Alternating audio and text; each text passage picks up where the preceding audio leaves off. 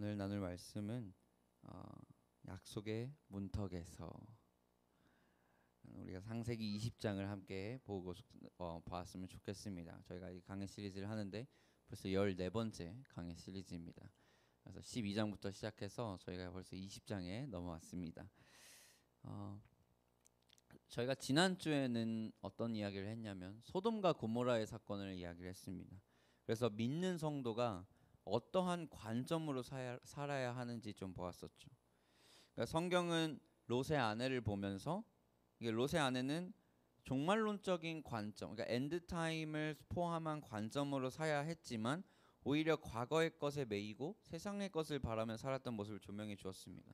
그래서 우리는 무엇을 배웠냐면 정말 우리가 믿는 자로서 그때가 중요한 게, 그때는 하나님께서 이루실 부분이고 우리는 오늘 하루를 당장이라도 예수님 오실 것 같이 신실하게 살아야 한다. 그것이 엔드타임을 바라보는 우리의 성경적인 관점이다 라고 이야기를 했습니다. 그래서 그날이 올 때 기름을 준비했던 그 다섯 처녀들처럼 우리 안에 기름이 가득 채워져 있기를 소망합니다. 네. 그리고 오늘 본문 이야기로 넘어가기 전에 저희가 지난주 했던 이야기에서 좀 스킵해서 넘어온 부분이 있는데 거기 짧게 제가 얘기하고 싶어서 그래요. 자, 그래서 이 롯의 아내가 소금 기둥이 되고 나서 어떤 사건이 있었냐면 롯이 이제 소알로 가려고 했었잖아요, 원래. 그런데 롯의 아내가 소금 기둥으로 변한 걸 본 뒤에 소알에 머물지 않습니다. 롯은 어디로 가냐면 처음 천사가 명령한 대로 멀리 떨어진 산에 가요. 거기 동굴로 갑니다. 그러니까 아마 그냥 천사하고 딜하다가 소알까지만 가게 해주세요 이렇게 했는데 막상 소알까지 가고 나니까 후환이 또 있을 수 있겠다. 그래서 멀리 도망가는 걸 우리가 보게 되는 거죠. 그런데요, 이 롯의 딸들이 이제 후손을 유지해야 한다는 생각에 아버지를 술 취하게 한 뒤에 동침을 합니다. 그래서 각각 아들 2명을 낳는데요. 모압 그리고 암몬의 조상인 모압과 베난미를 낳게 됩니다. 그러니까 이것이 얼마나 롯의 딸들이 소돔에 살면서 이 도덕적인 기준이 소돔화 되었는지를 우리가 알 수가 있고, 이 와중에 하나님을 의지하지 않고 자신들의 방법으로 생존을 모색한 어리석은 상황을 또 보게 되는 거죠. 그러니까 이런 결과로서 이제 모압과 암몬 족속이라고 나오는데 나중에 종종 이스라엘과 적대적인 관계를 유지하고요. 그다음에 이를 통해 많은 갈등과 전쟁으로서 발발하게 되는 그 사건의 시작이 오늘 오늘 잠깐 넘어간 19장 후말에 이렇게 이야기가 나오는 겁니다. 그리고 오늘은요 20장으로 넘어가는데요. 이런 충격적인 사건 이후에 성경이 아브라함을 조명하다가 19장 때는 롯을 조명하기 시작을 하는데 다시 20장으로 넘어오면서 다시 아브라함으로 화살을 돌립니다. 그래서 이 오늘 다시 조명되는 아브라함의 모습을 볼 수가 있는데 오늘 이 모습을 통해서 우리의 신앙을 한번 점검해 볼 수 있기를 주님으로 축복합니다. 여러분 창세기 20장 1절에 이렇게 이야기합니다. 아브라함이 거기서 네게브 땅으로 옮겨가 가데스와 술 사이 그랄에 거류하며. 자, 여기서 보면 특이한 것이 있습니다. 아브라함이 어디로 옮겨갔다고 얘기 나옵니까? 네게브 땅으로 옮겨갔다 나와요. 근데 이미 저희가 생각해 봐야 될 게 아브라함은 이미 약속의 땅에 온 상태거든요. 이미 하나님께서 인도하셔가지고 헤브론이라는 거기에 가나안 땅에 정착을 한 상태입니다. 그런데 갑자기 어떤 연유에서인지 몰라도 아브라함이 네게브 땅으로 옮겨갔대요. 그런데 이 네게브가 어디냐? 여러분 우리가 한번 봤던 곳이에요. 이 네게브는 옛날에 아브라함이 드렸습니다. 언제냐면 제가 첫 주 때 얘기했는데 12장에 나옵니다. 9절에 이렇게 나오죠. 점점 남방으로 옮겨갔더라. 자, 12장을 같이 성경으로 한번 보시면서 보면 알겠지만 여기 이 남방의 어원은 네게브예요. 그러니까 이미 아브라함은 네게브라는 지역에 한번 가봤어요. 그런데요, 여러분 아브라함이 모래상수리 나무 쪽에 베델에 제단을 쌓고 막 예배를 드렸었고 그랬다가 언제 이렇게 남방으로 옮겨갔냐면 기근이 심해지니까 남방 방향으로 가면서 결국 어디로 갑니까? 아래 내려가면 뭐가 있어요? 애굽이 있어요. 그러니까 이집트로 내려가는 거예요. 근데 그 애굽에서 어떤 일이 일어나는지 기억하시죠? 강해하면서 여러분 어떻게 합니까? 아브라함이 자신의 아내를 누이라고 속여서 그 바로한테 꼼짝없이 아내를 빼앗겨. 하나님이 아니었다면 이제 아내 빼앗겼죠, 그죠? 그런 상황이 왔었는데 그리고 그 하나님께서 정신 차려라 하고 이제 또 아내를 구하잖아요. 그래서 그 애굽에서 거기에 있는 재물들을 받아와서 다시 이제 위로 올라와요. 그러면 다시 마무리 상수리 나무 있는 쪽 베델 쪽, 그러니까 가나안 땅 쪽에 여태 잘 정착하고 산 거예요. 그러니까 한번 실수를 아래쪽에서 남방 쪽에서 겪었어서 다시 올라온 곳이 그 헤브론이 되는 겁니다. 그런데요, 이 아브라함이 무슨 이유인지는 몰라도 다시 남방으로 옮겨가는 걸 볼 수 있는 거예요. 다시 네게브 땅으로 간 겁니다. 그러니까 우리는 궁금해야 됩니다. 왜일까? 왜 아브라함은 다시 네겝으로 돌아갔던 것일까? 첫째는 아마도 소돔과 고모라가 준 충격 때문일 겁니다. 그러니까 아브라함이 있는 곳이 헤브론이라는 평야였는데 이 평야는요 끝까지 다 보여요. 그러니까 헤브론의 평야에서 소돔과 고모라가 불과 유황의 불이 떨어지고 막 연기가 나기 시작했을 때 아마 아브라함은 눈으로 그걸 관찰할 수 있었을 거예요. 근데 이곳이 어디입니까? 소돔과 고모라가 또 어디예요? 모든 상권의 중심지였어요. 그러니까 그곳이 멸망하면 주변 일대의 경기가 침체되겠죠. 그러니까 살아남기 위해서 장소를 옮겼어야 했을 것이다. 그리고 무엇보다도 롯이 살던 곳이 멸망한 것을 지켜본 아브라함의 심리적 충격이 아마 컸지 않을까 싶습니다. 두 번째는 아마 보다 나은 비즈니스 환경. 그러니까 아까 첫 번째 이어지기도 하는데 이쪽에서 힘이 나빠지니까 네겝이라는 땅은요. 여기 지금 특히 어떤 곳을 갔다고 하냐면 그랄로 갔다고 얘기하거든요. 그러니까 여기가 애굽 국경 근처에 있는 블레셋의 영토입니다. 그러니까 애굽 옛날에 갔다가 그렇게 혼났으면서 애굽 근처로 가는 거예요. 근데 약속의 땅 남쪽 지역 바깥쪽에 있던 국경 도시로서 애굽과 팔레스타인 간의 무역로에 위치해 있는 곳이 그랄이에요. 그래서 많은 상거래가 이루어지는 도시였다. 그래서 아브라함은 사업을 위한 새로운 시장으로서 그랄로 이주해야겠다 이렇게 결심했을지도 모르겠습니다. 근데 저번에 애굽으로 가서 어떤 일이 있었어요? 큰 역경이 있었으니까 이제 거기까지는 못 가고 애굽 근처였던 비슷한 애굽과 비슷한 목축 환경과 사업 환경이 좋았던 그랄로 간 거예요. 여러분 그래도 삶의 터전이라는 것이 정말 중요하잖아요. 그런 거 바꿀 때는 하나님께 먼저 물어보고 바꾸시기를 주님으로 축복합니다. 아브라함은 그렇게 하지 못한 것 같아요. 그래서 이렇게 또 네겝이라는 땅, 그러니까 남쪽으로 이동한 아브라함을 보면서 느낀 것이 있냐면 뭐냐면 삶의 고난과 역경이 찾아오게 될 때는 우리한테는 옛 것을 찾게 되는 습관이 있다. 옛 것을. 여러분 제가 많은 간증을 들었었어요. 어떤 간증이냐면 하나님의 은혜를 맛보고 구원을 맛보아서 술도 끊고 담배도 끊는 사람들의 어떤 간증들을 제가 많이 들었는데 제가 그들의 다른 간증도 딱 다른 사이드 들어보면 이들에게 삶의 역경이 찾아올 때 동일하게 들어오는 유혹이 무엇이냐면 예전의 삶의 패턴으로 돌아가는 것입니다. 그러니까 술 생각이 나고 담배 생각이 난다는 거예요. 근데 이게 인간인 것 같아요. 이집트에서 나왔던 모든 이스라엘 백성들도 결국에는 뭐예요? 이집트에서 나오기는 했지만 그들 안에 이집트의 생활 습관이 남아 있는 거잖아요. 그러니까 결국에 삶의 힘들과 고난과 역경이 찾아올 때 무엇을 선택을 합니까? 자기가 익숙한 것을 찾고 자기 습관을 따라서 살게 돼요. 그러니까 뭐예요? 금을 모아서 보통 이집트에는 볼 수 있고 그걸 볼 수 있는 그 우상을 놓아서 숭배하던 게 일상이었는데 하나님 그런 거 하지 말라고 하셨잖아요, 분명. 그런데 얘네들은 옛날에 애굽에 있던 습성을 가지고 와가지고 이렇게 예배를 하자 해서 우상으로 금송아지를 만들어 놓고 하게 되죠. 그러니까 우리가 하나님의 은혜를 맛보고 구원을 맛본다 할지라도 우리의 삶이 힘들어지고 삶의 역경과 고난이 찾아올 때는 옛 것을 찾아가고 옛날의 습성으로 돌아가려고 하는 본성이 우리 안에 있다.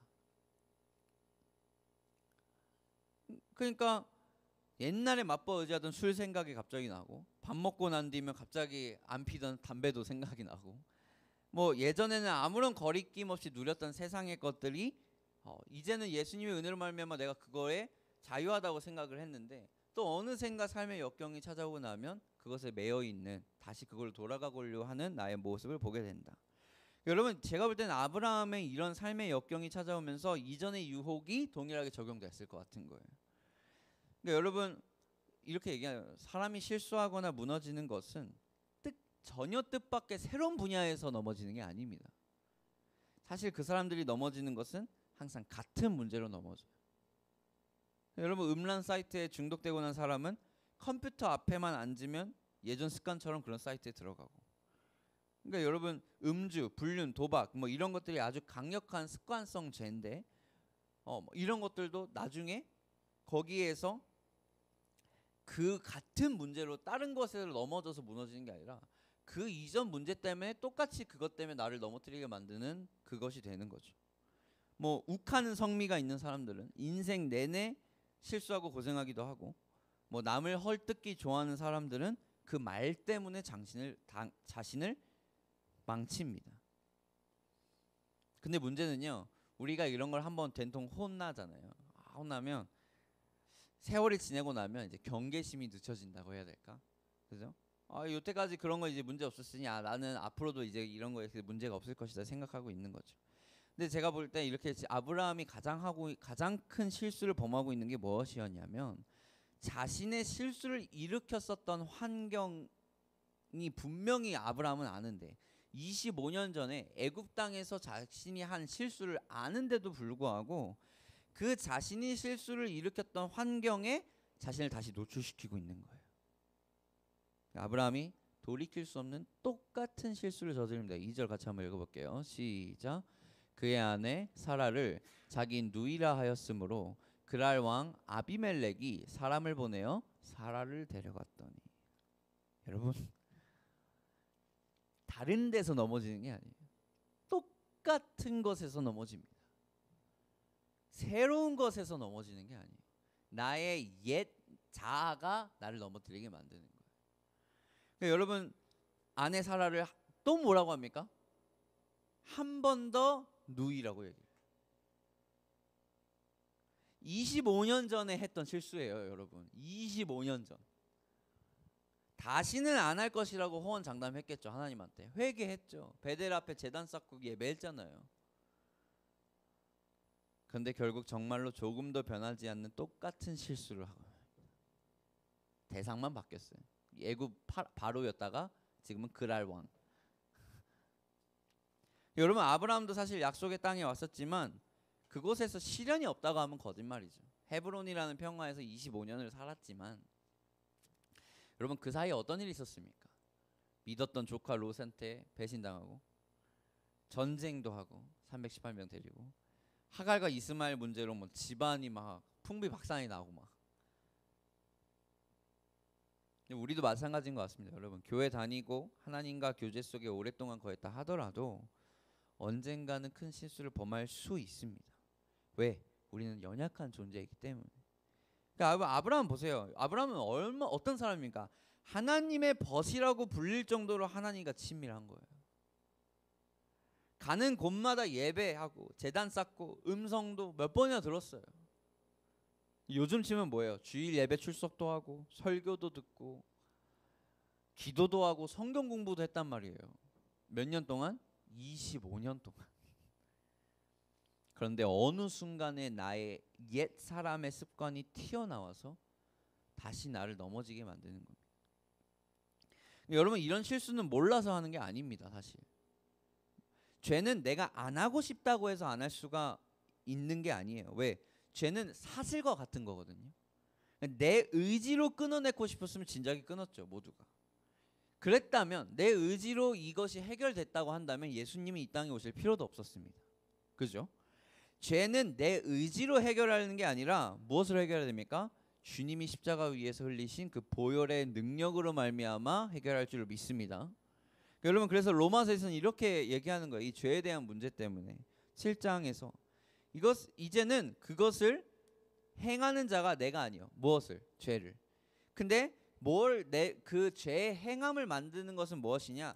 내 속에 거하는 죄다.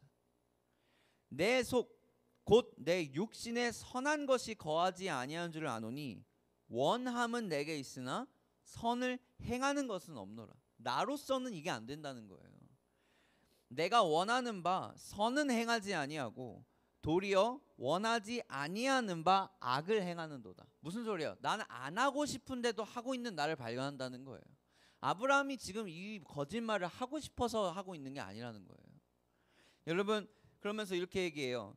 21절에 그러므로 20절에 만일 내가 원하지 아니하는 그것을 하면 이를 행하는 자는 내가 아니요 내 속에 거하는 죄다. 왜? 지금 이를 행하는 자가 나는 누구야? 이미 예수님의 피를 힘입어 새 사람이 된 나. 근데 내 안에 죄가 이 죄의 행동을 하게 만든다는 거예요. 21절에 그러므로 내가 한 법을 깨달았노니 곧 선을 행하기 원하는 나에게 악이 함께 있는 것이로다. 22절에 이렇게 얘기해요. 내 속사람으로는 하나님의 법을 즐거워하되 내 지체 속에서 한 다른 법이 내 마음의 법과 싸워서 내 지체 속에 있는 죄의 법으로 나를 사로잡는 것을 보는도다. 이게 지금 사도 바울의 한탄입니다. 근데 여기서 끝나면 안 돼요. 여기서 이제 7장을 나머지 읽어보시면 어떻게 이거를 해결하고 그 은혜로 말미암아 내가 어떻게 이 나의 안에 죄로서 사는 것이 아니라 진짜 나 하나님이 나를 인치시고 새 사람으로 만드신 새 육신을 입은 다시 거듭난 우리의 몸으로 살아가는 법을 로마서 나중에 이제 얘기하는 거예요. 여러분 그리스도 예수의 보혈로 말미암아 죄의 뿌리는 뽑혔습니다. 아멘. 근데 예전의 나 옛사람의 잔재와 죄의 본성이 내 안에 있어서 이 죄를 지으려고 하는 본성이 내 안에 있는 거예요. 여러분 제가 아브라함을 보면서 이 중요한 걸 깨달은 겁니다. 그 죄의 옛 잔재가 나를 사로잡을 때가 언제일까? 내가 옛날 하고 싶지 않은데도 이거를 하게 만드는 때가 언제일까 했을 때 예전에 죄악스러운 삶을 살았던 환경에 내가 다시 노출되었을 때라는 거예요. 옛날의 삶의 패턴, 예국 근성이 있었을 때, 옛날의 삶의 패턴이 내 안에 남아 있었을 때, 그때 지었던 죄들은 그것에 지금 우리가 없더라도 언제 그것이 나를 다시 사로잡을 것이냐? 그 똑같은 환경에 내가 돌아갔을 때 그 옛 나의 죄의 본성이 그걸 이끌어낼 거라는 겁니다. 그래서 믿는 우리는 항상 어떻게 있으라고 합니까? 베드로전서에서 근신해라, 깨어 있어라. 그러니까 경계심을 늦추지 말라는 거예요. 너희 대적 마귀가 우는 사자같이 두루다니며 삼킬 자를 찾나니 너희는 믿음을 굳건하게 하여 그를 대적해야 한다. 이 대적하는 거는 대적하는 것은 마주봐야 되거든요. 근데 우리는 같은 편에 서 있으려고 한다는 거예요. 그러니까 세상에 있는 너희 형제들도 동일한 고난을 당한 줄을 압니다. 여러분 그 죄의 잔재가 나의 옛 죄의 본성이 다시 나를 컨트롤하지 못하도록 근신하고 깨어서 그것과는 멀리 떨어지게 살아야 한다는 거죠. 여러분 그래서 모든 죄의 이끌림으로 벗어나려면 가장 중요한 게 있습니다. 이겁니다. 나의 예전의 습관을 일으킬 만한 장소에 나를 노출시키면 안 된다는 거예요. 여러분 지난주에 얘기했었죠. 하나님이 롯한테 요구한 게 뭡니까? 떠나라, 뒤돌아보지 말아라. 떠나고 뒤돌아보지 말아야 하는 거예요. 이게 flee예요. 영어로 fleeing. 그래서 너네가 그것을 하지 말아라 얘기하는 거예요. 나를 이끄는 것을 하지 말아라. 그러니까 여러분 로마서 13장 13절에 보면 낮에와 같이 단정히 행하래요. 그러니까 아까 이제 7장에서 얘기를 하면서 이제 말미에는 그럼 어떻게 그 죄의 사람으로서 살아가지 않는지에 대한 실질적인 방법을 12장부터 나열해 줘요. 근데 이제 13장에 뭐라면 낮에와 같이 단정히 행하고 방탕하거나 술 취하지 말며 음란하거나 호색하지 말며 다투거나 시기하지 말아라 이 얘기를 하는데요. 여러분 이게 낮에와 같이가 중요합니다. 왜? 여러분 이게 정말 중요한 게 지금 여기서 행하는 나를 넘어지게 하는 것들이 저런 것들이라고 한다면 대부분의 나를 넘어지게 하는 것들은 언제 일어난다? 밤에 일어나거든요. 여러분, 술판이 일어나고 음란이 행해지고 호색이 이루어지고 다툼과 시기가 언제 일어납니까? 밤에 일어납니다. 그래서 사도 바울은 어떻게 행하래요? 나처럼 밤에도 단정히 행해라. 여러분, 많은 우울증과 자살 충돌, 여러분 정말 죄의 근본이 나한테 일어나는 때는 밤의 시간대에서 일어납니다. 그러니까 여러분, 그래서 우리가 나의 예전의 습관을 일으킬 만한 장소 가운데 그 시간대에 내가 거기에 다시 사로잡히지 않도록 나를 단정히 해야 하는 거죠. 그래서 그 음행도 마찬가지예요. 음행 같은 경우도 고린도전서 16장에 보면 음행을 피해라. Flee from sexual immorality. 이거 그 똑같은 flee예요. 떠나래요. 그냥 멀리 해라. 사람이 범하는 죄마다 몸에 있거니와 음행하는 자는 자기 몸에 죄를 범한다. 여러분, 이건 정말 영적 전쟁입니다. 여러분, 요즘 시대에 제가 어느 굉장히 제 마음을 불편하게 하는 걸 봤는데, 이거는 미국의 이제 조지 바나라는 어떤 그 리서치 사이트에서 이제 얘기를 하는 건데, 모든 목회자, pastor, 목회자 중에 50%가 음란물에 중독되었다. 말이 안 되죠. 이게 에이, 거짓말이겠지. 근데 미국 목회자의 50%가 음란물에 중독되었대요.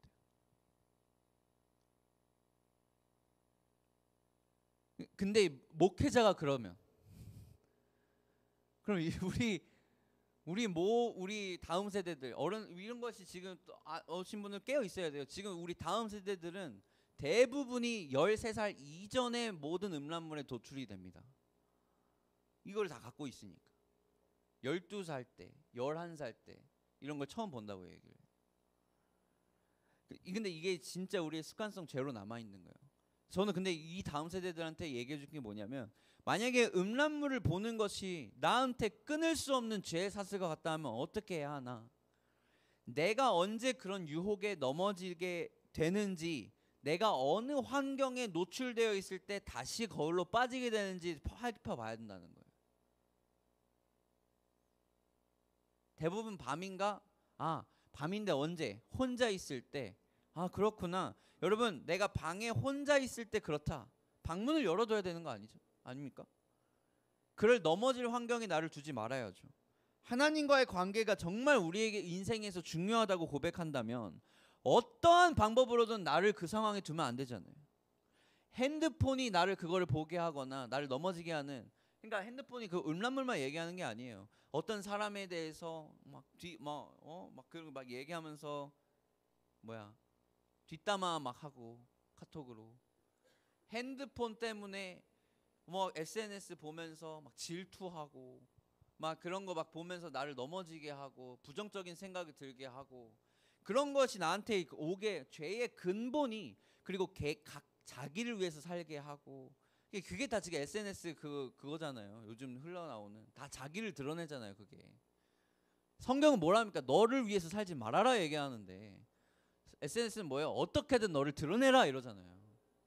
그러니까 제가 근데 음란물만 얘기하는 게 아니라 모든 걸 얘기해요. 핸드폰이 나를 넘어지게 한다. 그럼 핸드폰을 안 쓰는 게 베스트 아닙니까? 근데 우리 어떻게 해요?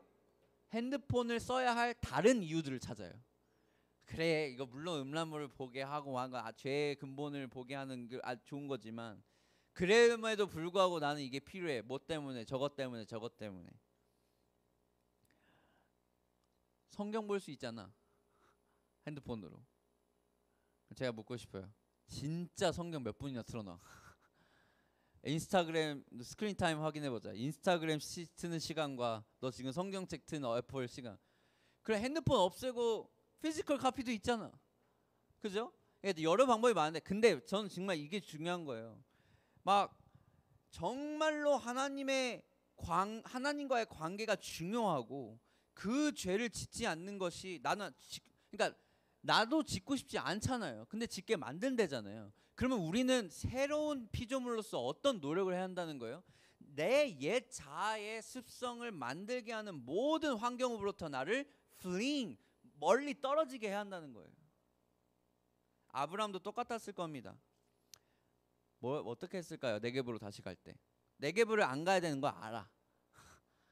그 네겝 땅으로 가서 옛날에 죄를 지었다는 것도 알아요. 근데 아브라함은 뭐 했을 것 같아요? 네겝으로 가야만 하는 합당한 이유를 찾았을 거예요. 우리처럼 마치 핸드폰을 사용해야 할 다른 이유를 찾는 것처럼.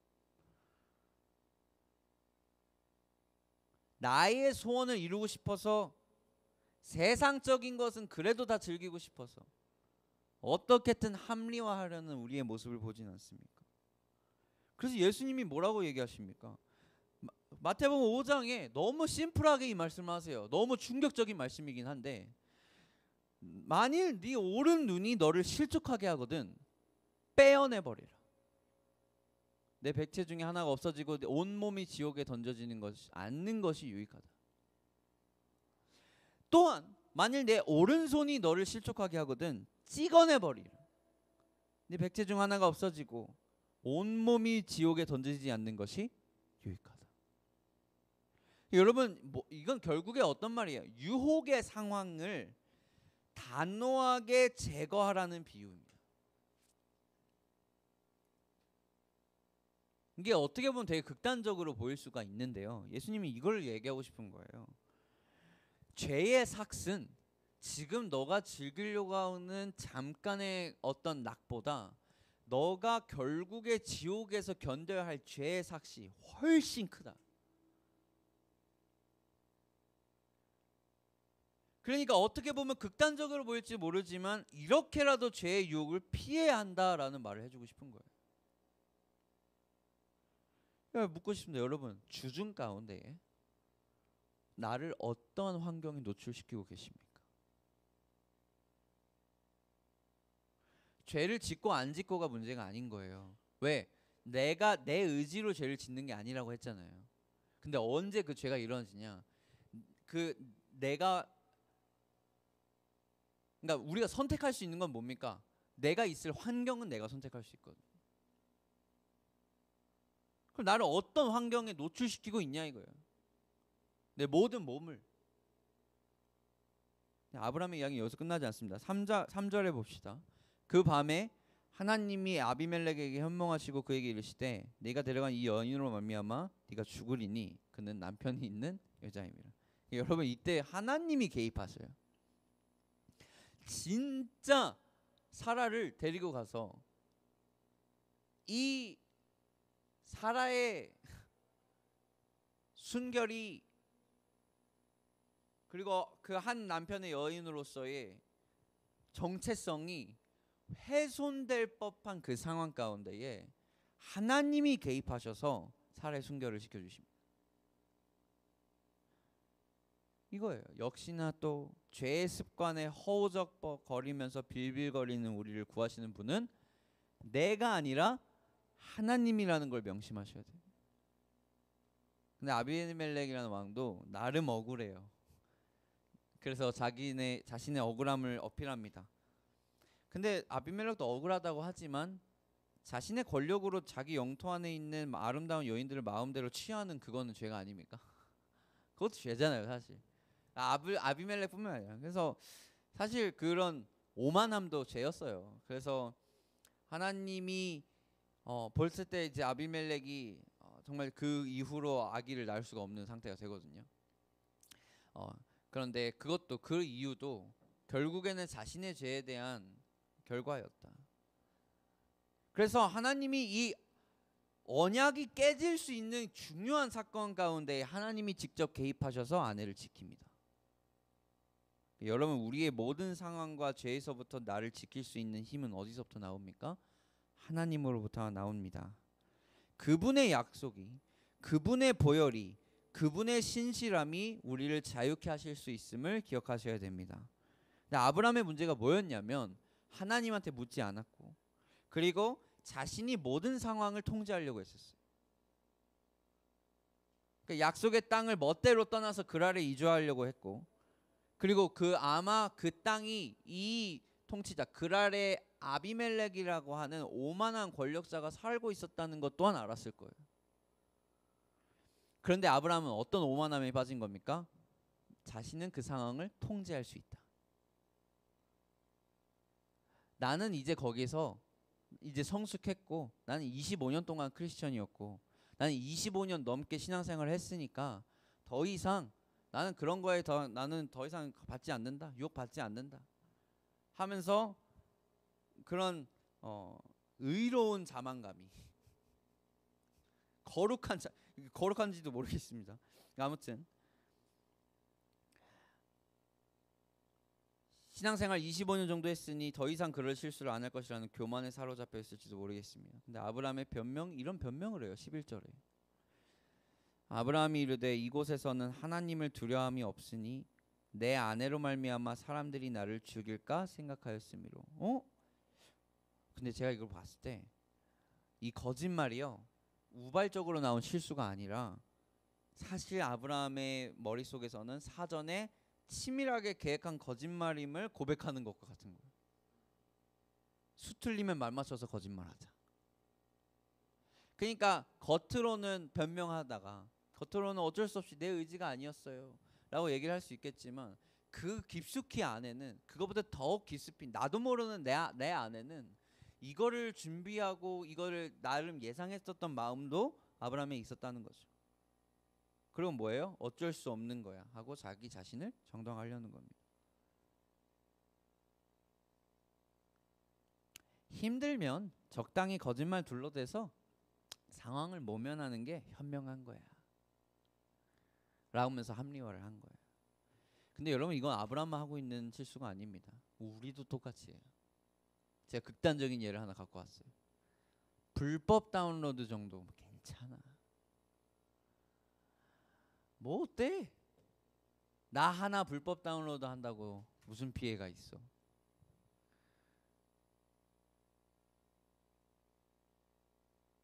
뭐 거기 저작권자들 어차피 돈 많이 먹고 부자고 잘 살더라. 근데 우리 뭘 잊어요? 남의 것을 훔치지 말라고 하는 하나님의 명령을 생각을 안 하는 거예요. 영화 다운받고 음악 다운받고 그게 뭐 어땠어? 그러면서 괜찮다 합리화하는 것이죠. 여러분, 그러니까 우리 안에 있는 모든 부정적이고 악한 방법들을 다 뿌리째 뽑아내야 합니다. 세상 모두가 그렇게 산다고 얘기할 때도 있어요. 야, 남들 다 하는데 나 하나도 괜찮지. 불법 다운로드 다 하더라. 저 극단적인 예만 하는 거예요. 보통 다른 거 있겠죠. 남들 다 하더라. 어때? 야, 저기 보면 믿는 아무개도 한다더라. 나도 괜찮겠네 하면서 결국 뭐 하는 거예요? 내 안에 있는 그 불편한 마음들을 싸그리 그냥 없애버리려고. 죄의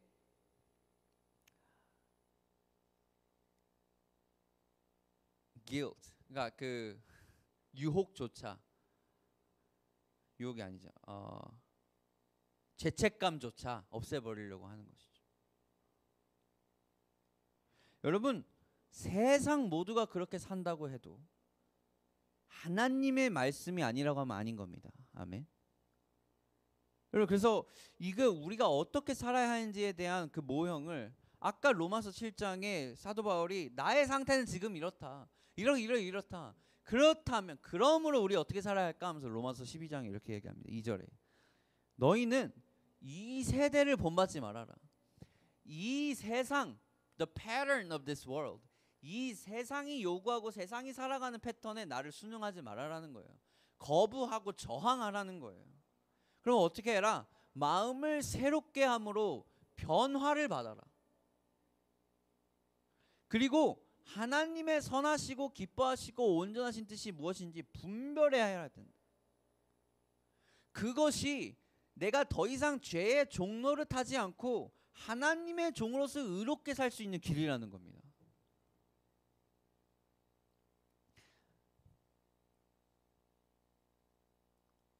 우리 안에 이런 아브라함처럼 과거로 돌아가려고 하고, 아브라함이 그렇지 않고 싶겠지만 어떠한 그럴 수 없이 막 타협하고 세상과 타협하고 살아가고 이렇게 했던 모든 마음들, 이런 마음들이 아브라함에게만 적용되는 것이 아니라 우리 모두에게 있는 마음이라는 것입니다. 고린도후서 10장에 이렇게 얘기해요. 하나님을 아는 것을, 대적하여 높아진 것을 다 무너뜨려라.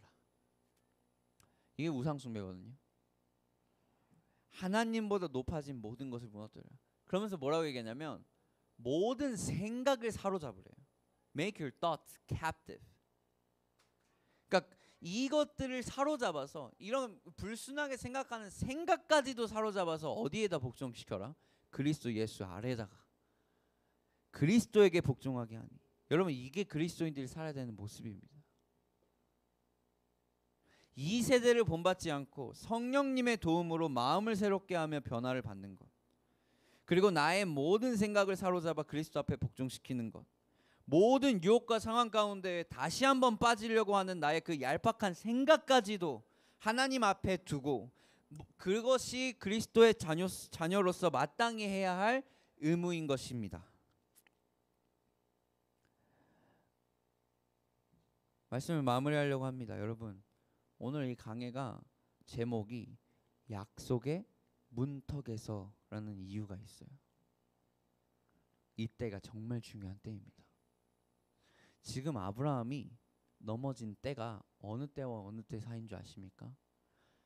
그 두 천사가 아브라함한테 와서 사라한테 내년에 반드시 너의 아들이 사라를 통해서 나올 것이다 이러거든요. 그게 18장이에요. 근데 지금 2장도 안 가서, 19장은 롯에 대한 이야기였고 2장도 안 가서, 그리고 곧이었다는 거예요. 그 1년 안에 일어난 사건이라는 거예요. 분명히 하나님이 약속을 알려줬는데, 그런데 21장에 있을 이삭의 이야기 전에 지금 이 사건이 있는 거예요. 약속의 문턱에서 넘어진 거예요. 지금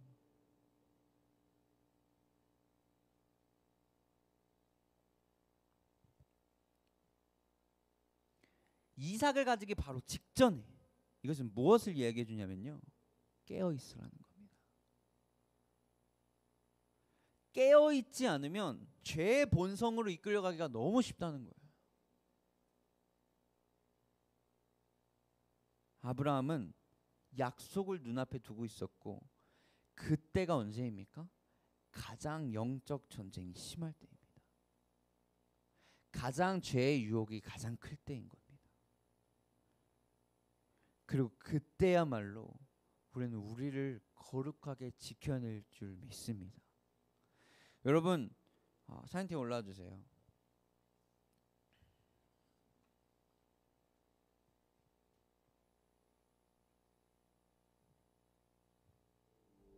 우리가 약속의 문턱에서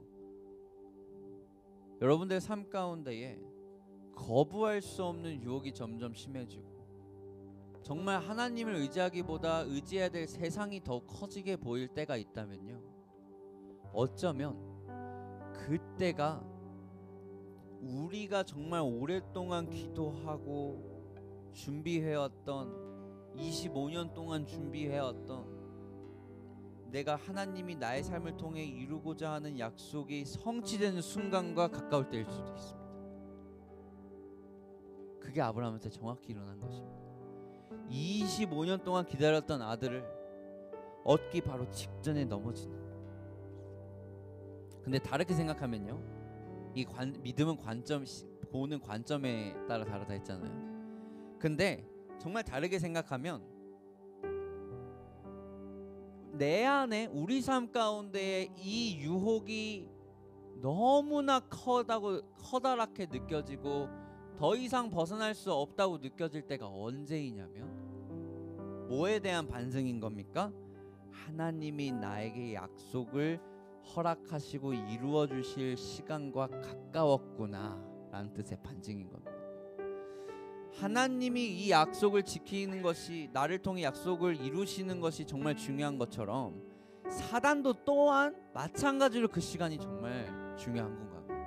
그러니까 그때가 가까워지면 가까울수록 우리를 공격하려고 하고 문제를 일으키는 거예요. 교회가 하나님의 나라를 세우고 교회가 교회답게 성장하려고 하는 그 문턱에서 교회가 분열되고 거기 가운데 이간질의 영이 부어지고 거기 가운데에 그 모든 영적 전쟁이 심한 이유는 무엇이냐면 정말로 하나님의 나라가 그것 가운데 임할 준비를 하고 있다는 겁니다. 유혹은 승리에 가까워질수록 더 강해집니다. 아멘. 오늘 이 유혹이 현실처럼 느껴질 때 오늘 우리의 관점을 바꾸고 하나님이 내게 약속을 이루실 때가 가까웠구나 다시 한번 기도하고 나를 세워주시면 좋겠습니다. 오늘 이 찬양이 저한테 너무나 와닿았어요. 내 믿음은 들릴 때 주가 붙드시리 시험에 넘어져도 그가 붙드시리 두려운 삶의 길에서 손을 놓치네 내 사랑은 식어도 그가 붙드시네 주 붙드시리 꼭 붙드시리 주 날 사랑하시니 그가 붙드시리 아브라함의 마음을 느끼실 수 있을까요? 이렇게 넘어진 아브라함이 다시 한번 자신의 아내를 구하고 자신이 해결할 수 없었던 이 모든 사건을 해결한 하나님의 크신 은혜를 경험하면서 내가 또 유혹에 넘어졌구나 내가 또 이런 짓 하면 안 되는데 내게부로 또 이 멍청한 내가 내게부로 내려갔구나 나 뭐하냐 그때 애굽에서 이렇게 벗어놓고 또 이렇게 넘어지고 있느냐 하고 자책할 때 하나님이 약속의 성취를 위해 아내를 구하신 것을 보고 이 고백을 했을 것 같습니다. 다시 한번 고백합시다. 내 믿음은 들릴 때 주가 붙드시리 시험에 넘어져도 그가 붙드시리 두려운 삶의 길에서 난 손을 놓치네 내 사랑은 식어도 그가 붙드시네 주 붙드시네 꼭 붙드시니 주 날 사랑하시니 그가 붙드시니 주 붙드시니 꼭 붙드시니 주 날 사랑하시니 그가 붙드시니 한 번 더 주 붙드시니 꼭 붙드시니 주 날 사랑하시니 그가 붙드시니 우리 한번 다같이 기도합시다. 주님 오늘 다시 한번 넘어진 나를 살펴봅니다. 주여 오늘 내가 오늘 하루 정말 또 죄책감에 쌓여 살기 힘듦을 느끼고 다시 한번 넘어져서 슬퍼하고 있는 영혼 가운데 다시 한번 나의 손을 내가 주님의 손을 놓쳤을 때 그 손 놓친 손 다시 잡아주시고 일으키시는 분 우리 예수님을 다시 한번 기억하게 하여 주시옵소서. 다시 한번 깨어있게 하여 주시고 아버지 정말 내 삶 가운데 어떠한 유혹에 오려고 하고 있는지 근신하고 깨어있는 영을 허락하여 주시옵소서. 살아있는 자가 되고 싶습니다. 죽은 자 잠든 자가 아닌 주께서 살리신 자 그리고 그 삶 가운데에 행하는 자 그 생명 가운데에 거하는 자 그 예수 안에 살아가는 자가 되게 해달라고 우리 다같이 한번 주여 한번 외치고 기도하겠습니다. 기도합니다.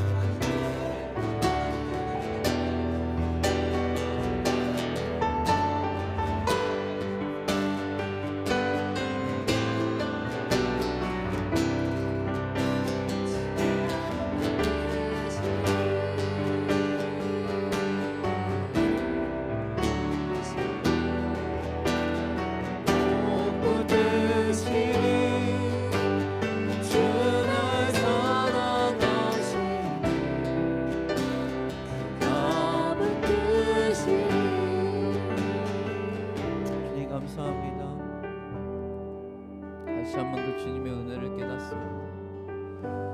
주님 우리를 사랑하심이 얼마나 크신지 깨닫습니다. 우리를 통해 이루고자 하시는 하나님의 나라가 얼마나 큰지 다시 한번 깨닫습니다.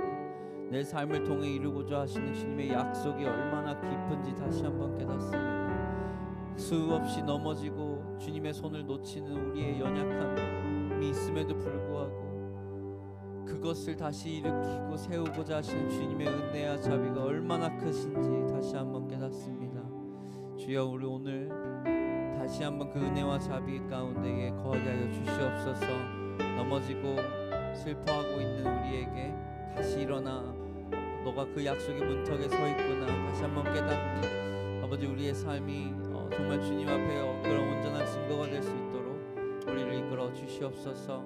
주님 이끌어 주실 줄 믿사오며 이 모든 말씀 하나님께 드린 모든 기도 주 예수 그리스도의 이름으로